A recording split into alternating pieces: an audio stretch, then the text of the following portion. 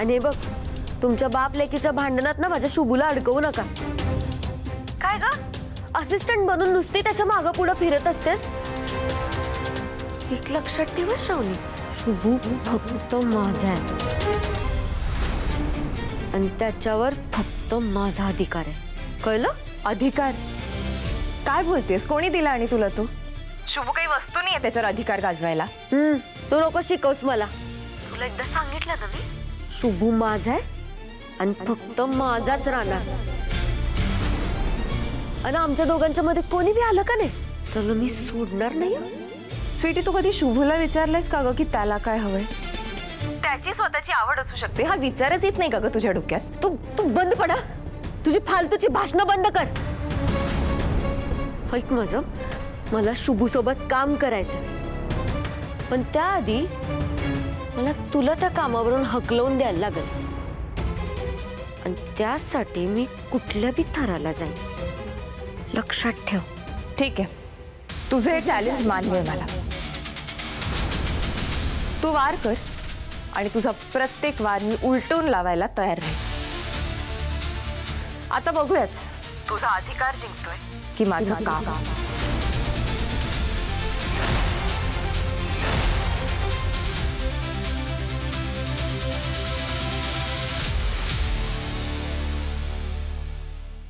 शुभ आलाच नाही कारभार नाही. शुभ आलाय, पाणी आण. आले आले. काय रे शुभ, आज श्रावणीचा पहिला दिवस होता ना कामाचा. कसा गेला? तसा चांगला गेला म्हणायचा. सुरुवात भारी झाली पण नंतर जरा घोळ झाली. पण पहिला दिवस आहे म्हटलं असं व्हायचंच. खरं तर माझी चूक झाली. त्यांचा पहिला दिवस म्हटलं मी थांबायला पाहिजे होतो. मला काम लागलं, मी बाहेर गेलो आणि जे व्हायच नाही ते झालं. काय झालं? जाऊ दे. असं समजा अलकनंदा मॅडम आणि स्वीटीला श्रावणी मॅडम माझ्या ज्या असिस्टंट झाल्यात ना ते नको आहे. त्यामुळे काहीतरी खुरापती काढतात आणि त्रास देतात. पण श्रावणी मॅडम पण मागाटणाऱ्या नाही आहेत. धीराची पोरगी. शुभ बाळा घे, दमला असशील ना?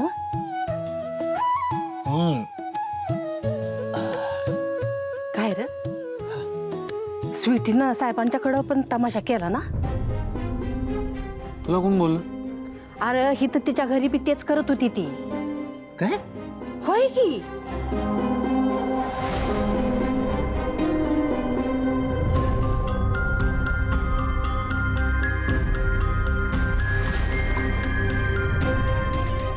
एक नंबरची ना मूर्ख पोरगी. एक तर साहेबांच्या बंगल्यावर तमाशा केलाय आणि तर घरात येऊन अशी तोडफोड करत बसले. काय चाललंय तिचं? ती पोरगी माझ्या डोक्यात जायला लागली. अरे जशी आहे तशी आहे बाबा, त्याला आपण तरी काय करणार? गाई, आपण काय नाही करू शकत, पण तिला लिमिटमध्ये ठेवायला पाहिजे. माहिती आहे तुला? होय, तुझं बरोबर आहे की. म्या काय म्हणतोय माहितीये का, तू एकदा शांतपणे तिच्याशी बोललास तर बरं होईल. मी तिच्याशी बोलू? अगं तिने काय काय तमाशा केला तुला आठवत नाही काय ग? हे बघ, तिच्याशी बोलून काय बी फायदा नाहीये. हे बघ, एखाद्या माणसाला जर रागारागानं आपण काय सांगायला गेलो ना तर ऐकणार नाही, पण त्याला जर आपण शांतपणे गोडीनं सांगितलं तर ऐकणार नाही वय त्यो. हे बघ, मला अजूनही वाटतंय की ती माझ्या सांगणार नाही ऐकणार आहे. अगं मला गॅरंटी आहे. मी सांगतोय म्हणून एकदा बोल.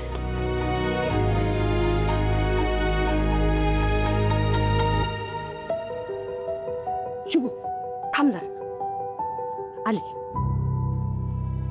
आता काय यायचं? काय माहित?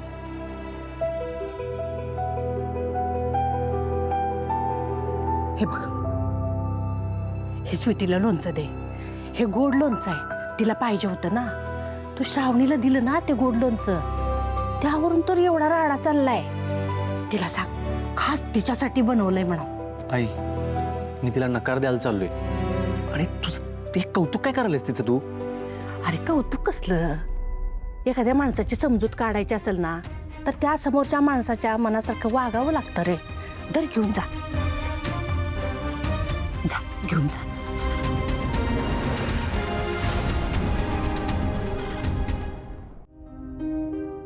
अरे शुभ, तू? आईनं स्वीटीसाठी लोणचं पाठवलंय. बरोबर. स्वीटी कुठे आहे? ती ना ती तिच्या खोलीत बसली.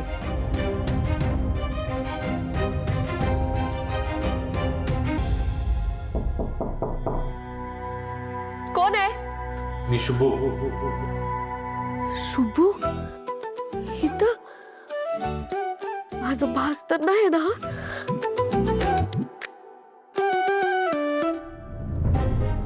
काय काम आहे?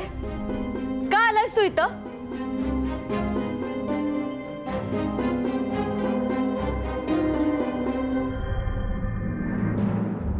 आईनं तुझ्यासाठी लोणचं पाठवलंय. फेकून टाकती बरणी. मला नकोय तुझं लोणचं. दे दे, श्रावणी मॅडमला दे तुझ्या.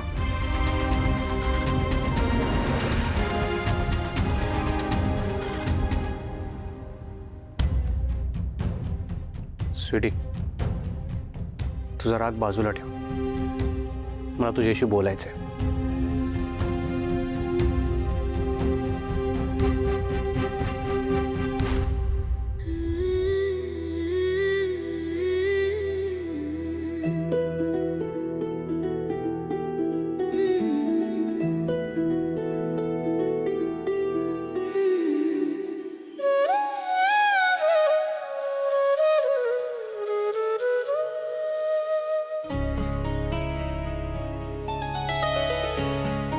हे बघ स्वीटी, आपण लहानपणापासून एकत्र वाढलोय, एकत्र खेळलोय, भांडलोय. अगं, तू माझी मैत्रीण आहेस. तू माझ्या घरच्यांसारखी आहेस, माझ्या जवळची आहेस. घरच्यांसारखी? घरची नाही का मी?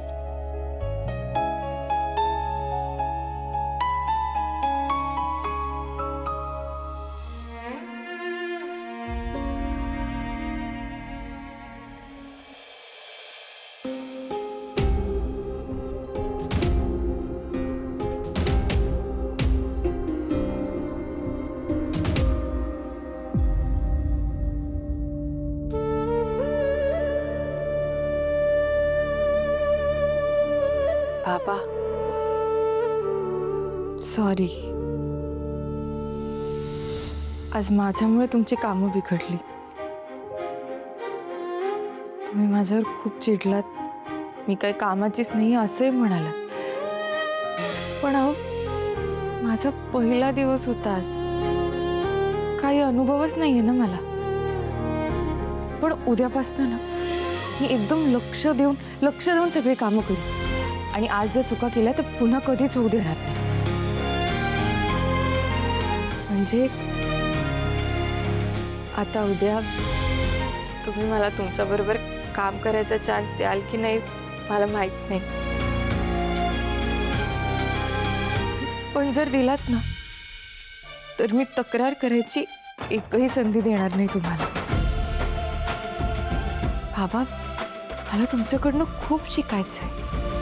तुमच्याबरोबर काम करायचंय, तुमची मदत करायची आहे, अगदी सावली बनून तुमच्याबरोबर राहायचंय. असे काही झालं ना त्यासाठी खरंच सॉरी. बाबा, मी आईला वचन दिलंय, मी तुमची साथ कधीच सोडणार नाही. तुम्हाला कधीच एकटं पडू देणार नाही. कायम तुमचं रक्षण करीन.